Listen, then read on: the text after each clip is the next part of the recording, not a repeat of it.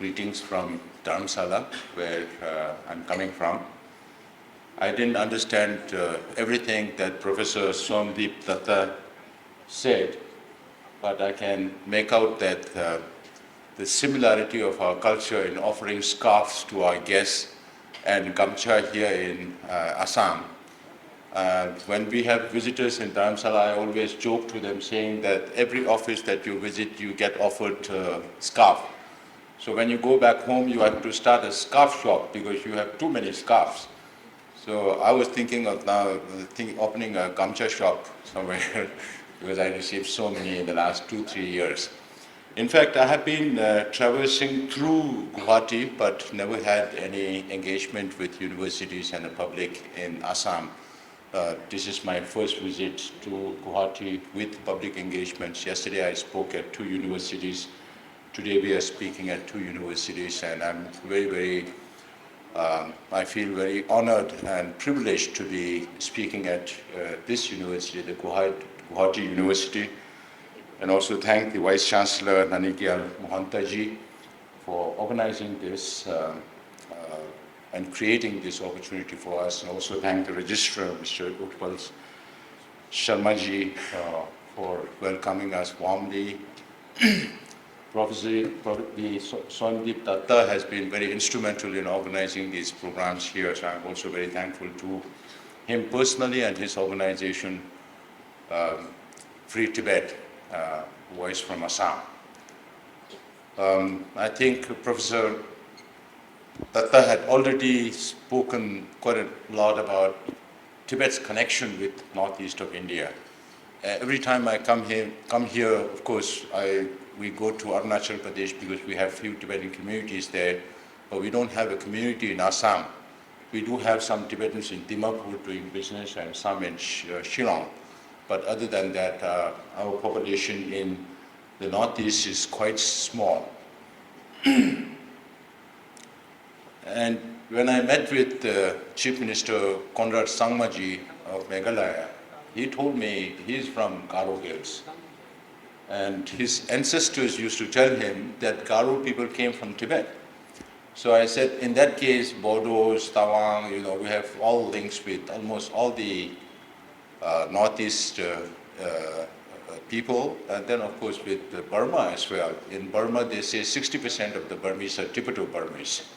So to Tibetan civilization, of course, we have a connection with the Brahmaputra, the Siang, what is called as Yalung Sangpo inside Tibet, which originates from western Tibet, flows to eastern Tibet, and then comes into Arunachal Pradesh and into Assam. And we share the same civilizational structure, because many of the civilizations based on river systems also have their upstream and downstream connections. So here we are. I travel around the world to speak about Tibet, as Honorable Vice Chancellor mentioned. Just last month I was in 5 different countries, in fact, in Europe and South America and North America. So we have to keep traveling to tell the world about Tibet and about what China is doing around the world, because there are very few countries who have a good understanding of China's motivations and what they have been doing around the world. So before we go into the larger global politics or the dynamism of the evolving global international order and geopolitics and geostrategic issues, I thought it's very important to understand the basics of your neighbor, Tibet. We have only the Chief Minister of Arunachal Pradesh who says that we don't have border with China. We have border with Tibet. And in fact, Tibet has always played the role of a buffer between now the 2 most populous nations in this world, China and India. Because of Tibet and its size and its natural geography, Tibet has always been the buffer between the 2 most populous nations. Now, under the new circumstances, as the Professor Mohantaji mentioned about the middle way policy and that we follow right now, under those circumstances, if there could be a non-violent, peaceful, mutually beneficial solution to the Sino-Tibet conflict, then it can contribute to a lot of peace and security in the region. It's not just with India, but with the whole region. So if I go back, maybe I'll give you a little overview about the history of Tibet or the strategic importance of Tibet. Tibet is located in the middle of Asia. It's in the center of Asia, bordering with China on the east, Nepal, Bhutan, India on the south, Burma also on the southeast, and then Uyghurs and Mongols on the north. This is a satellite image of where Tibet is located. Sometimes I say you don't need to draw a boundary on Tibet. Tibet has a natural boundary, because this plateau of Tibet, which is the biggest and the highest plateau on earth, came about because of the tectonic shift between the Eurasian plate and the Gondwanas, which is the Indian plate, some 50 million years ago. So I say 50 million years ago, Tibet also had a beach, because there was an ocean between the Gondwanas and the Eurasian plate. So just few days ago, there was a new geological study about the tectonic shift that is still happening in the Himalayas, which makes the whole Himalaya a very seismic prone zone, prone to earthquakes, starting from Afghanistan up to Burma, every time you have some or the other earthquake happening in the region. So the tectonic shift is still happening, and scientists say that Himalayas is still growing by 10 millimeter every year, because the Indian plate is going underneath the Tibetan plate, just as the African plate is going underneath the Eurasian plate in the region, in Europe. So the scientists say that the rising of the Himalayas started 50 million years ago. Human habitation of the Tibetan plateau started about 30,000 years ago, because that was the last remains, so the oldest remains they found. But if scientists find older remains than that, then they can even go back into times when the human habitation started in Tibet. So then we call our land as the land surrounded by snow mountain ranges, because we have the Himalayas in the south, the Karakoram in the west, the Kunlun and the Nyenshan Thangla on the north, and so many mountain ranges and valleys that surrounds Tibet. So it's a land surrounded by snow mountain ranges. And not all places are habitable, because much of this is natural mountains and valleys. So most of the Tibetans are nomads. About 60-70% of the Tibetans are nomads. And then Westerners started coming into Tibet from late 16th century, then early 17th century, because Tibet was considered as the last frontier where Christianity could not spread. So a lot of Jesuit missionaries and later Capuchins, they came to Tibet to spread Christianity, and they started calling Tibet the roof of the world. Again, why Tibet is the roof of the world? Because of its altitude. We are talking about more than 4,480 meters average altitude. In terms of feet, it's about 16,000, 10 feet above sea level, according to NASA. And then you have the highest mountain like Mount Everest between Nepal and India, Tibet, going up to 29,000 feet. So because of Tibet's altitude and the size of Tibet, because I was once asked by a Pakistani journalist as to which is bigger, Bhutan or Tibet. You need at least 50 Bhutans to make one Tibet, because Tibet is 2.5 million square kilometers. That consists about 25% of China's landmass, which is about 9.7 million square kilometers, about 2/3 of India, maybe 10 times the size of UK, 18 times the size of Japan, or a country bigger than Mexico. So Tibet is huge. It's not a small place, but not all places are habitable. Then now, as Vice Chancellor, Honorable Chancellor mentioned Tibet as third pole. Aside from the North Pole and South Pole, Tibet has the largest amount of glaciers and permafrost that feeds all these major rivers in Asia. And that is why Tibet is a huge bio hotspot, very fragile economy. And it has about 46,000 glaciers. And about 14,500 cubic kilometers of ice that feeds all these major rivers in Asia. That is why Tibet is also called as the water tower of Asia, which Somdeep Datta ji keeps talking about when it comes to flora and fauna of the region or the environmental situation of this region. So when we say Tibet is the water tower of Asia, then we are talking about two major rivers that go into China, the Yellow River and the Yangtze River. And these two are the lifelines of China. Without these two rivers, China cannot support its 1.4 billion people. Then you have the Mekong River that originates from Tibet and then goes into 5 Southeast Asian countries, into Burma, Laos, Cambodia, Thailand, and Vietnam. Then you have the Irrawaddy going into Burma. Then you have the Brahmaputra, which originates from western Tibet, comes to eastern Tibet on the north of Arunachal Pradesh, and then comes into Arunachal Pradesh, Assam, and then goes into Bangladesh. Then you have the Karnali going into Nepal. Then you have the Jhelum and the Indus originating from Tibet going into India and into Pakistan. And the Harappan culture, the Indus Valley civilization was cradled on the Indus River, just like Chinese civilization cradled on Chinese Yellow River. So some of the most important civilizations also originated on the rivers that originate from Tibet.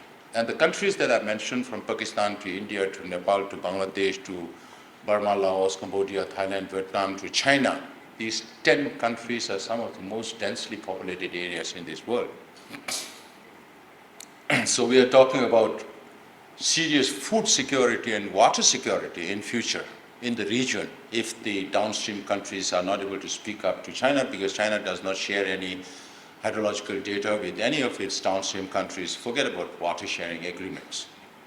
So when it comes to rivers, again, we now almost everybody in the Assam should be knowing what is China doing on the Yangtze at this place called Metok in Pemako region in Tibet, where the Brahmaputra takes a U-turn to come into India, because they are building a mega dam which is going to produce 2.8 times the electricity than the Three Gorges Dam, which is the biggest in the world. That's also based in China. Because of the Three Gorges and the amount of water that needs to be stored to produce that much of hydroelectricity, they say that it's even affecting the movement of Earth because of the reservoir of such a size. Now, when you're going to produce 2.8 times the hydroelectricity than the Three Gorges, which is the biggest, then can you imagine how much amount of water needs to be inundated upstream, which will destroy so much of flora and fauna, which are very unique to that biodiversity in Tibet. And then, considering that the whole region is seismic, if something happens to the size of that kind of a dam inside Tibet, then what could be the consequences in Guwahati? Guwahati will be wiped out by water. And there may be more sinister plans from the Chinese side to divert the Brahmaputra up north, because North China, which is again in the plains going north, because Himalayas is in the between the Tibetan plateau. Then when you go down into Uyghur and Mongolia and all these places, it goes into plains just as we go into the plains into Assam here. Right? So water diversion projects are very much in the minds of Chinese leadership. If those things happen, then India could be deprived of the original source of water that is perennial in its nature because of its fountains based in ice waters of Tibet. Some say that Third World War could happen because of water. If that is the case, then Tibet is a huge bio hotspot. So these are environmental significance which we're talking about, because the environment, the jet streams that flow over the Tibetan plateau and the impact of El Nino, the warming up of Pacific, contributes towards deciding the rainfall in the region. All the monsoons in the region, in India, including India, is decided by the jet streams that flow over the Tibetan plateau. The warming up of the Europe, the heat waves in Europe are being caused because of the melting of ice on the Tibetan plateau, and it's going to increase every year. we live in a very interdependent world. So we even connect the lung of the world, Amazonia, with the roof of the world, Tibet. And the climatologists who studied those says that when there is more snow in Tibet, there is less rain in Amazonia. And when there is more rain in Amazonia, there is less snow in Tibet. They found this correlation. So Tibet's environment is not only important for Tibetans and Tibet, but for the whole region and for the whole world. That is why there needs to be more understanding of the importance and the fragility of Tibet's environment, which will be harmful not only for the others, but also for China. Because they themselves found that when there was this huge flood on the Yangtze in 1998, which destroyed so many properties and took so many lives, since then they are supposed to be paying a little more attention to Tibet's environment. But unfortunately, today, China is trying to tout itself as the leader of green energy in the world, producing so much of, solar energy, wind energy, hydroelectricity, and all those things. Now, but all these developments are harming Tibet's environment, because the extraction of rare earth materials from Tibet and Inner Mongolia and from Uyghur, contributes to a lot of pollution in producing these metallic objects, and harnessing of Tibet's rivers, because when China can go as far as Latin America and Africa for natural resources, then why not its backyard, Tibet, which remained unexploited for so long and has a lot of mineral resources. That's also one reason why China is not able to let go of Tibet. And so, this is just to give you a brief idea about the geostrategic importance of Tibet, the environmental importance of Tibet, and the importance of Tibetan Buddhist culture. Because Tibetan Buddhism came from India based on the Nalanda tradition of logic. And since then, our people have followed Buddhism over the last more than 1,300, 1,400 years. And this culture, rooted in the ancient Indian wisdom of karuna, compassion, and ahimsa, non-violence, as you see in the messages of His Holiness the Dalai Lama to the world, is not only important for Tibetans and for Indians, but it's important for the whole world. As we speak here, as we gather here, there is so much violence going around the world. I travel all around the world. Of course, we can reach out only to democratic free countries. We cannot reach out to authoritarian regimes. But when we travel, we can see so many conflicts. Some people are talking about more than 55 different conflicts in this world. Some are talking about more than 100 violent conflicts happening in this world. So when there's so much violence, the ancient wisdom of India, rooted in ahimsa and karuna, has a lot of resonance in the present day world. That's why we keep speaking about ancient Indian wisdom to the whole world. Now, maybe I'll just give you a brief overview of Tibetan history. We have a widely accepted history of more than 2,200 years, starting from the first king of Tibet, Songtsen, the Nyati Tsembo, the shouldered enthroned king. There are several variations as to where the first Tibetan king came from. And there are two connections to India. One says that it was a prince from Bengal, a webbed prince from Bengal, who had a deformity and then came into Tibet, and then he was enthroned as the first king of Tibet because he pointed at the sky, which was the heavenly connotation for the Tibetans at that time. And then some say that it was a defeated Kaurava prince who came to Tibet.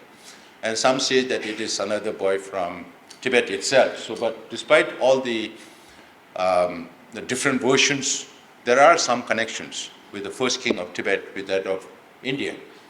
And then between 7th to 9th century, Tibet was a huge empire in Central Asia alongside China and Mongolia. Even Mongolia was not that big empire at that time. Between 7th to 9th century, we even dethroned the Tang Empire of those days, and then went up to present-day Uzbekistan, Samarkand in Uzbekistan. That used to be the extent of Tibetan Empire at one time. And during those times, the first king of Tibet sent his minister to invent a script for Tibetan script, even though we must have had a spoken language. The script comes from the Gupta Brahmi script, Devanagari script. So Tibetan alphabet, if I read now, you will find it very similar with Hindi. Tibetan alphabet goes like kaka kanga, cha cha changa, ta ta thana, pa pa pama, za sa za wa, sha sa aya. Very similar to Hindi. And we have only 4 vowels, e, u, e, o, whereas you have many vowels, a, e, u, e, o, aha, which I learned up to grade 8 in my school. Right? So the Tibetan script came from India, and today Tibetan language is one among the 15 oldest languages in this world. And just 2 years back, one of our monks worked with 300 scholars from inside and outside Tibet to work on a Tibetan to Tibetan dictionary, which produced 223 volumes. And it has become the most voluminous dictionary in the world today.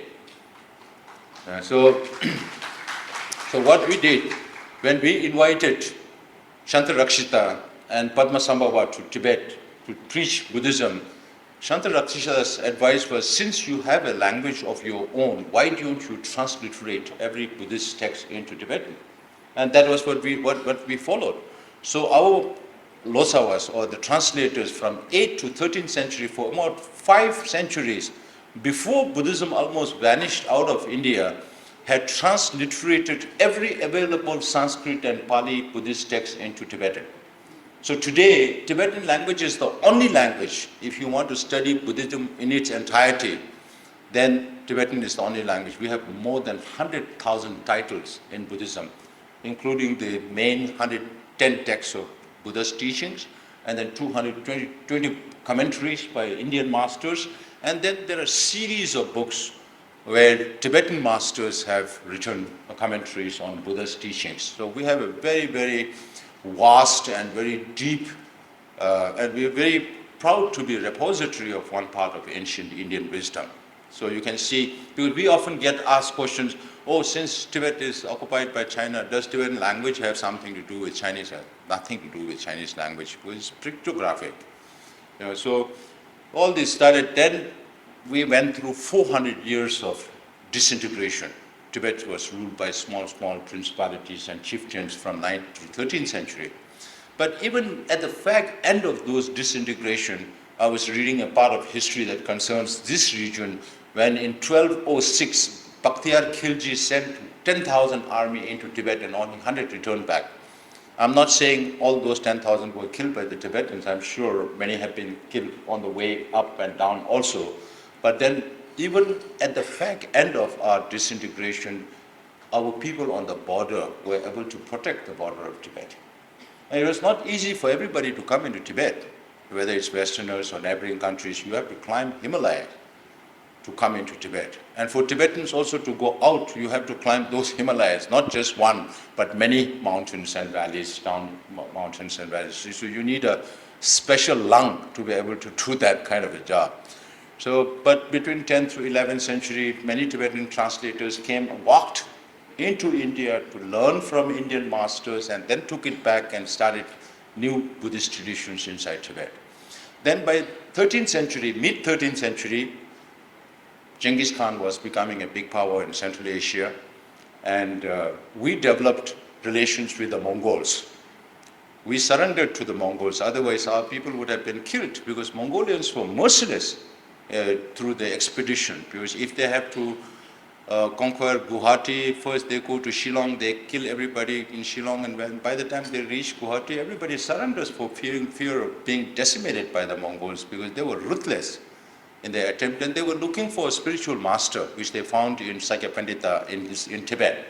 And that is how we developed this priest-patron relationship, where Mongols defend the Tibetans and Tibetans provide spiritual teachings to the Mongol Khans and the population. That is why Mongolia is a Buddhist country today. And then you also find the Russian republics of Buryat and Tuva and Kalmykia also practicing Tibetan Buddhism, because of the impact of Tibetan Buddhist masters in the region, not just the Trans-Himalayan Buddhist states. So then Mongols invaded China. From 1271 up to 1278, Kublai Khan invaded China, And that period when the Mongols ruled China, from 1271 to 1368, it's called the Yuan dynasty in China. But the Mongols have been there even before that. The Mongols have been there even after that. Our relations with the Mongols went up to 1720 in the 18th century. We hardly had much to do with after the fall of Yuan dynasty and the rule of Ming dynasty in China from 1368 to 1644. We hardly had any political relations with China at all. Our relations continued with the Mongols. Mongols come to help us, but then they go out of Lhasa. They never ruled Tibet. They never administered Tibet directly. Then around 1720, then the Qing dynasty. 1720, we are talking about the 5th Dalai Lama taking over this temporal and spiritual leadership of Tibet in 1642, 2 years before the Qings took over the Mings in China. And the Qings are Manchus. They are not considered Chinese. If you watch Kung Fu movies of the late century, then you will find that most of the protagonists are all Chinese, and the antagonists, all the Dakus, are Manchus. Because the societal perspective of the Chinese people is that Manchus are not Chinese. And there have been a lot of academic discourses as to who is the real Chinese. Is it only the Han, the real Chinese, or the Mongols also Chinese, or Tibetans also Chinese? If Mongols are Chinese, then China can claim half of the world, because that's how far the Mongols went. So that argument does not stick.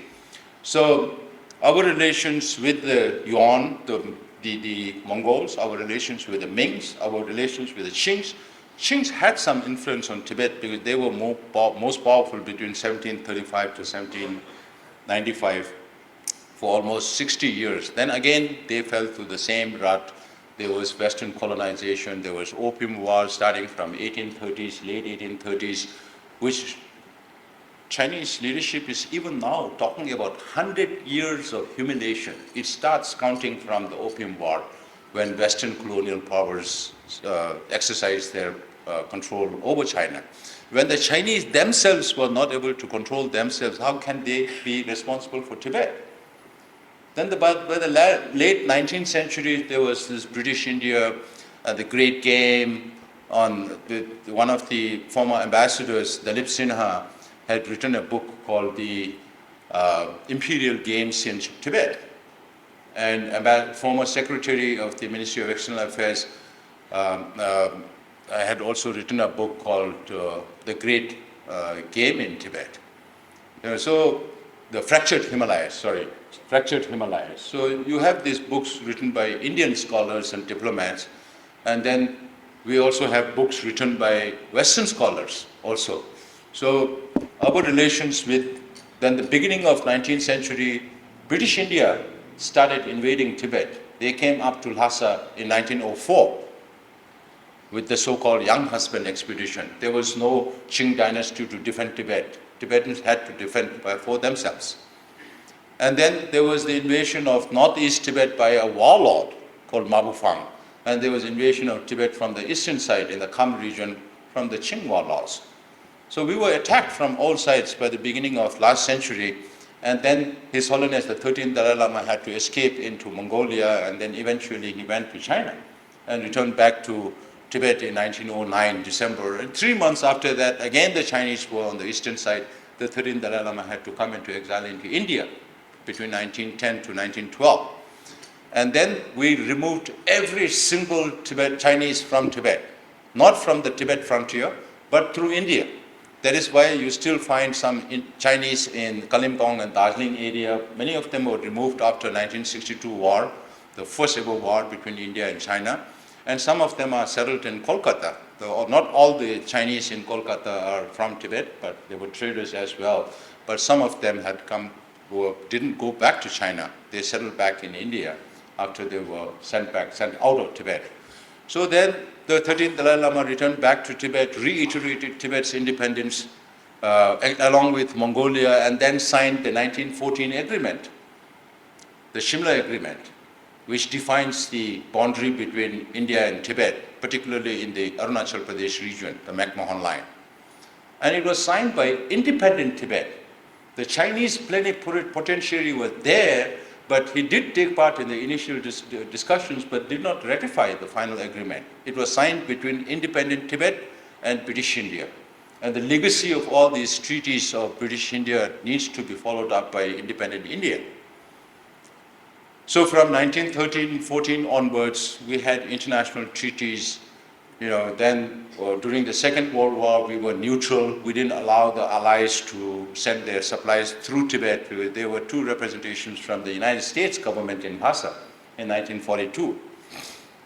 So then there was civil war going on in China between the communists and the Kuomintang. And then finally, communists won in 1949, and the Kuomintang had to flee to Taiwan under the leadership of Chiang Kai-shek. And then soon after that, the Chinese started attacking Tibet from the east. The Communist Party started taking, and then by October 1950, then they were on the frontier of Tibet, a place called Chamdo. We had only 10,000 army. China sent 40,000 army from 3 directions and then defeated the Tibetan army. And then His Holiness the 14th Dalai Lama was in Lhasa at that time.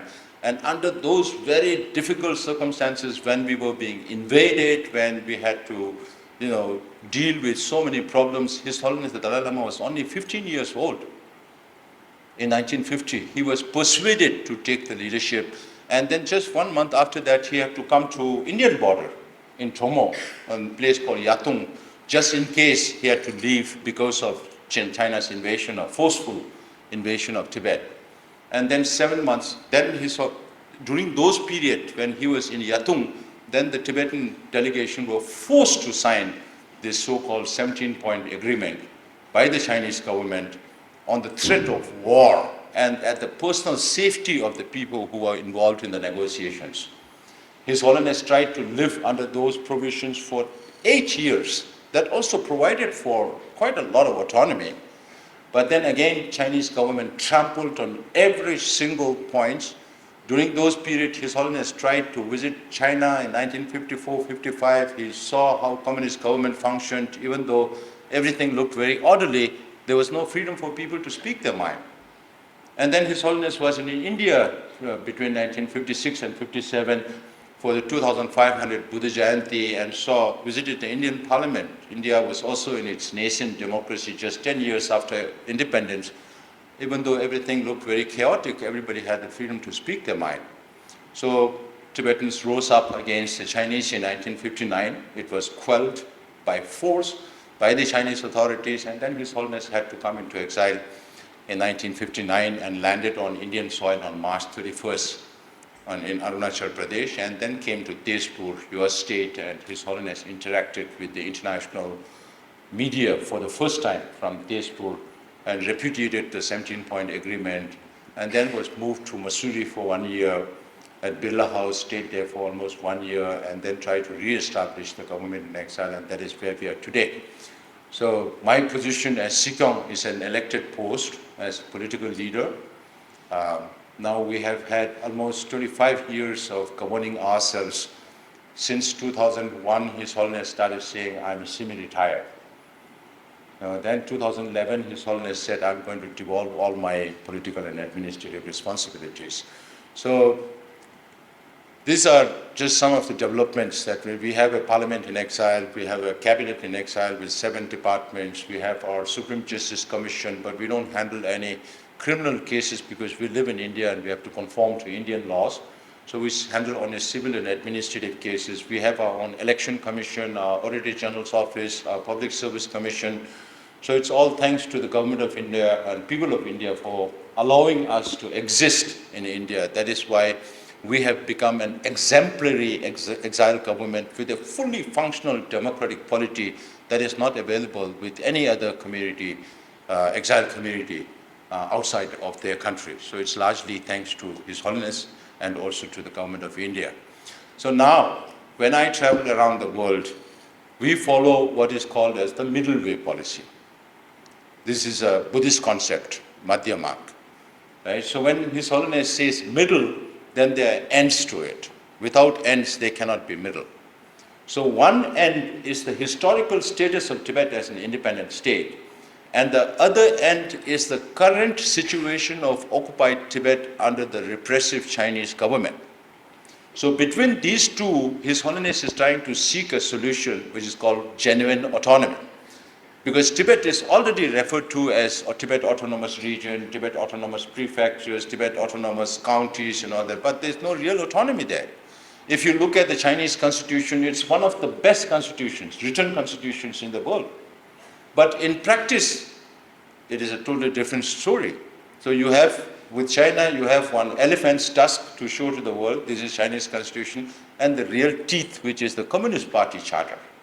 They implement that. Even now, under the present leadership of Xi Jinping, Communist Party has become more powerful than the government. So it's becoming more a Communist Party setup than a government setup, right? So now we go around telling the international community, because China is forcing every country to say Tibet is part of People's Republic of China, right? So I tell the international community that if you keep repeating this statement, you are going against international law, because the whole international order and the United Nations and the definition of modern nation state came after the Second World War, right? So as per that also, the invasion of Tibet happened after Second World War. What is happening to Ukraine today with Russian invasion is very, very similar to what China did to Tibet 75 years ago. And there's only one international law. There are no two international laws. In that respect, if nations keep repeating the statement that Tibet is part of PRC, you're going against international law, which you are very, very much a part of. So if you don't follow those international law, then who will? Right now, there are a lot of questions about the maintenance of international law and order. Right? So this is one thing. And the second thing we tell them is, they keep saying, oh, we support negotiations between the representative of His Holiness Dalai Lama and the Chinese government on the one hand, and then they keep repeating the statement, Tibet is part of PRC. So we keep telling them, your positions are hypocritical in nature. Because when you keep saying that Tibet is part of People's Republic of China, then where is the reason for China to come and talk to us? Because you're already admitting that, and that's what China needs. Right? So this is something that if the governments are really serious, then they should recognize Tibet's historical status as an independent state. That will give more leverage to the middle way. Of course, we are committed to finding a mutually beneficial, negotiated, non-violent solution to the Sino-Tibet conflict. But there is no traction on the middle way because there's no focus on the ends. So the other end, the suppression inside Tibet, we keep talking about, because right now, all the freedom that you take it so for granted here in India does not exist in Tibet. There's no political freedom whatsoever. It's more like, if you have read George Orwell's 1984, it sounds more like George Orwell's 1984 was coming into reality in the whole of China, where the state controls and surveils every single individual. Maybe not, it's not the same as the SS of East Germany, where families spy on each other. But inside Tibet, even today, it's not possible for you to really open up your heart. If the Honorable Vice Chancellor and we have been friends 20, 30 years ago, if we are meeting suddenly, he cannot open up to me. So also I cannot open up to him, because he could report me to the authorities and get rewarded for the information. So people live in constant fear. They not only occupied us, they not only colonized us, but they also enslaved us physically and mentally, that you are not able to speak your mind. If you have a picture of His Holiness the Dalai Lama, you have to go to jail. You say, long live His Holiness the Dalai Lama, you go to jail. That's the severity of China's control. That China is taking DNA samples of all the Tibetans, iris scanning of all the Tibetans, and now almost every Chinese have been reduced to a barcode, because every transaction has to be through cards. So every transaction of yours is detected. If you do something out of the ordinary, you could be blacklisted, and then your life is gone, just like a former political prisoner. So then, of course, religious freedom does not exist.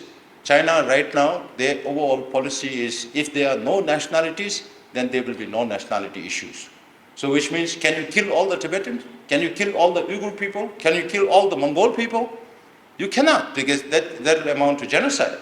So what China is doing right now, aside from the demographic aggression that Honorable Vice Chancellor mentioned, is to sinicize all the Tibetans. Now they have started boarding schools in every Tibetan community. Every Tibetan child has to be sent to these boarding schools, away from their home, away from their language, away from their culture and religion.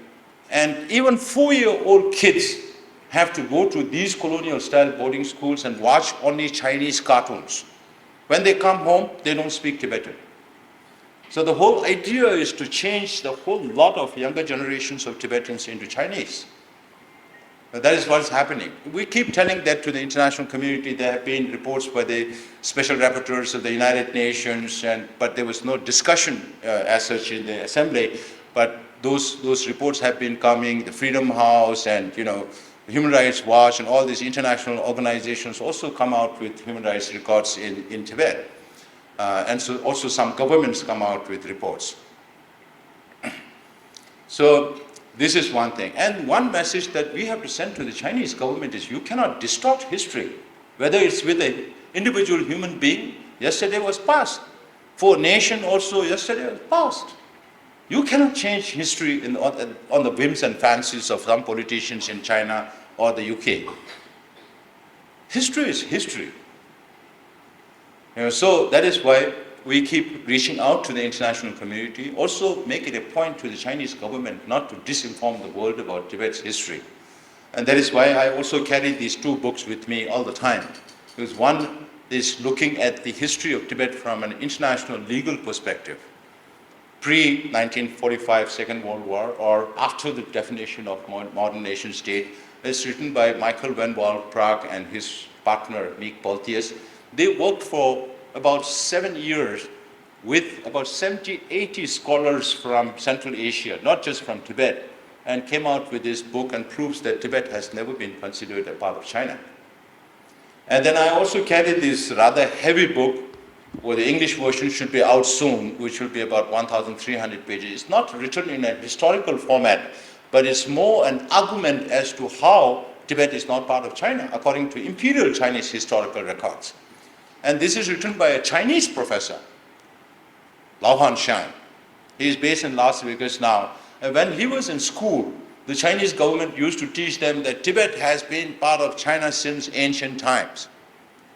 And then when he was going in his university days, then he found that the communist government was asking or forcing every other government to say Tibet is part of People's Republic of China.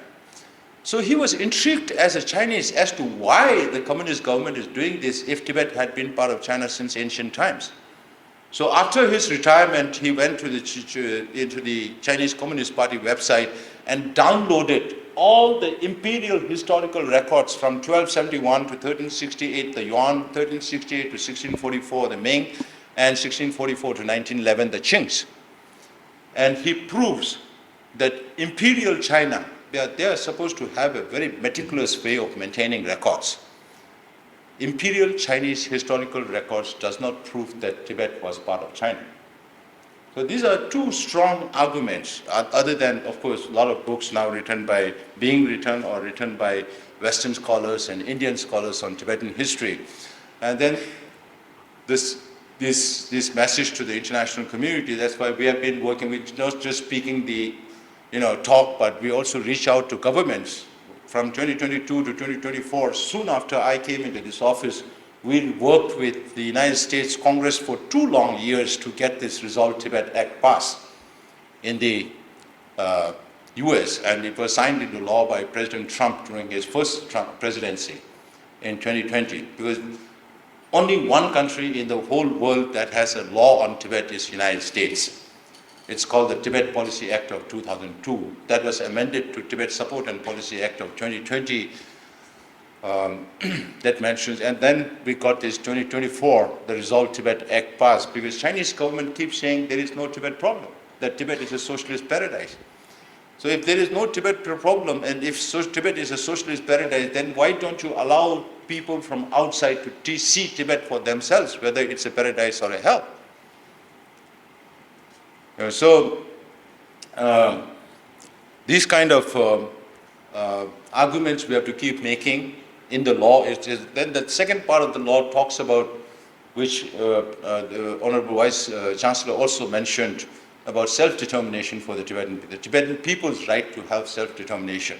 This is very much in line with the 1961 UN General Assembly resolution on Tibet. And the third part of that law talks about the historical narrative on Tibet, the disinformation that Chinese government is spreading on Tibetan history, that His Holiness has never accepted that Tibet has been part of China since ancient times, and the United States government also does not accept China's narrative. And they will work with like-minded countries to counter China's false narrative on Tibet. So, and that the area of Tibet is also defined in the last part of that act. So we are working with now like-minded countries, reaching out to other democratic free countries to get similar support. At least for this year, we are celebrating we just celebrated His Holiness' 90th birthday, and we are celebrating the whole year as a year of compassion, spreading the message of ahimsa and karuna to the world. Many events all around the world are happening, and it's as we celebrate His Holiness' 90th birthday, we also have to be reminded by the messages that His Holiness tried to send to the world. His Holiness always says, I'm one among the 8 billion people in this world. Every one of us are one among the 8 billion people.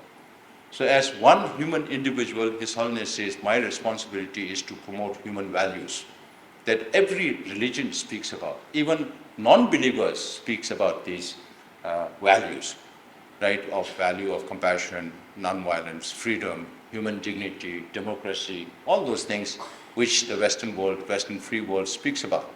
But if you don't stand up for your values against the Chinese government, you will never be respected. That's also the message that we need to send. So the second commitment of His Holiness is, His Holiness always says, I am a simple Buddhist monk. So as a religious practitioner, just like there is no one medicine for 100 sicknesses, you have so many different religions for people with different mental disposition and inclinations, right? So His Holiness' mantra is practice your own religion, but respect all other religions. And he has taken part and led so many inter-religious harmony conferences around the world that he has friends across religions in different parts of the world. And that's how you bring about religious harmony. Religion which is supposed to bring peace of mind to oneself and to the community that you live in, if it becomes a tool for conflicts, that's a shame. And then, of course, His Holiness says, I have a responsibility towards Tibet. And then now, in my responsibility as Sikyong, I watch what China is doing everywhere, whether China with the AP4, that means Asia-Pacific 4, with Japan, South Korea, Australia, and New Zealand, with the Southeast ASEAN countries, or ASEAN Plus, with the SCO nations, with BRICS, with G20, and all these multilateral platforms, including the United Nations, we are watching where China is filling in, where US is retreating. So all those global dynamics we are watching, including the spat between the China and Japan as it stands today, because of Prime Minister's remark. And a Consul General of a Chinese embassy has the audacity to say, we'll cut her head off.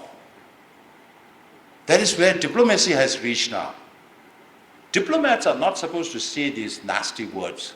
They are supposed to build relations. Kutniti. You know what now the Chinese diplomats are doing. They have become brazen in their attitude. So because of China's hegemonic ambitions, Japan is changing its position from a Pacific state to a state which is going to spend more money on defense. Only because of China. Taiwan has to spend more. There is no choice, because they are always under the perennial threat of war from the Chinese. And then New Zealand, for New Zealand, security was never an issue when we used to go earlier. Now it has become one. Australia and New Zealand were the first Western countries where China experimented their influence operations. And when I visited New Zealand, no politicians, no educationists, no financial institution managers are willing to speak with us because every one of their fingers and toes are with China at different levels. Now, Australia is spending about $356 billion to buy 7 nuclear submarines, again, to protect against whom? Philippines has this perennial problem with China on the Scarborough shore in South China Sea with the 9 dash lines. And Indonesia, Malaysia, Philippines, Vietnam is building now more islands than China to stake their claim in the Spratlys and the Parasol Islands. Now India has to spend more. I keep traveling from Arunachal Pradesh to Ladakh because we have smaller Tibetan population on the border areas. And Indian government is spending much, much, much more than what we have ever seen before. And all these are because of the hegemonic ambitions of China. The economic coercion that is going on. That's why I keep telling the international community, if you want to bring China on its knees, you give them less business. I was in Mexico. Mexico has 115 billion trade deficit with China. And they export only about 10, 15 billions to China and import 130 billion from China, 10 times more than what they buy, what they sell to China. In fact, China needs Mexico more than Mexico needs China because China needs the market right now because of the tariff wall that the United States is putting up.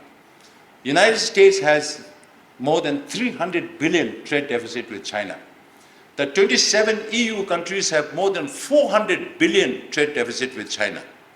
Now India's trade deficit with China is increasing,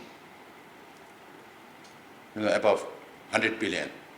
So these are pointers to the fact that Western democracies are augmenting and helping China become stronger.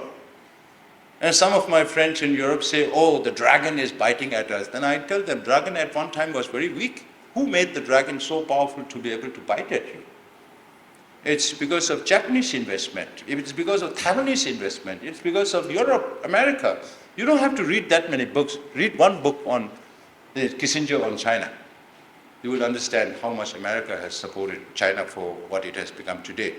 Now, knowing that the dragon is biting at you, if you still keep feeding the dragon, then whose fault is it? I keep saying that. And if you don't stand up for your values, China will never respect you. Now you are on your tours, then China will keep you asking you to kowtow, bend, and you will come on your force, you will become a donkey, and then China will keep riding you forever. That is Chinese mentality, how it works. But some countries feel that China is a monolith. It is not. That is why I even go to South American countries to tell them about the motivations of China, what China is doing. I ask them, have you heard about Belt and Road Initiative? The university students also shake their head and say, no. If they have not heard about Belt and Road Initiative, you don't understand anything about China. So when China, with all these trade deficit from different countries, except for a few countries like Australia that has surplus with China, China splurged it on space technology, on robotics, on artificial intelligence, on microchips, on dual-use technology and Belt and Road initiatives. And create a lot of debt economies. When the governments are not able to pay back the loan, then they take over strategic areas. Just like in Cambodia, they have taken part of the Sihanoukville port because Cambodian government is almost 40% in debt with China. They have taken over the Coco Islands in Burma. They have taken over the Hambantota port in Sri Lanka. They have taken over the Gwadar port in Pakistan, again linking it with the CPEC, China-Pakistan Economic Corridor. Just a few days back, a Pakistani minister said that CPEC is not helping the Pakistanis in any way. That's the reality of Chinese investment and extension of the Belt and Road Initiative in the region, creating all this. And you know about the higher than skies, deeper than ocean, sweeter than honey relationship between China and Pakistan, and China's relation with Iran, with the Middle East, taking over a port in Djibouti, which may also enable them to have a military base in Djibouti. They've taken over parts in Portugal, in Greece, and also a small part of Hamburg port, And that's how China works. Not just also the African countries, 20 African countries, beginning of this year, went to China to plead with the Chinese government to rework on how to repay back the loans, because these are costly loans on infrastructure. But Chinese government sends only their people, their engineers, their workers, people in those countries who are beneficiaries of Chinese infrastructure development are not benefiting themselves directly. Now, many African countries are coming into the realization of China's games. Many Latin American countries are also understanding this, but there needs to be still more understanding of China's global cultural initiative, global civilizational initiative, global security initiative, and just end of September, they came out with a global governance initiative. So, which means China wants to export its system of governance to the rest of the world. So after the parade, in September, you had all this Xi Jinping, Putin, Kim Jong-un, Iranian leader, Lukashenko, Belarus, all the good guys coming together. So whether we like it or not, it is a fight between democracies and authoritarianism. And we should take it in the spirit. Democracies should not be strengthening authoritarianism, whereas democracy should play a role in checking authoritarianism. So I'll stop here and then take questions if we have time. And thank you very much for this opportunity and your interest in listening to this. I came to understand from the Honorable Vice Chancellor that my predecessor was also here 2 times at this university. And in future, if opportunity provides, we would like to come back more and have more exchanges between your universities and think tanks in our institutions. And all of you are welcome to come to Dharamsala, where we are located. And thank you again. Thank you.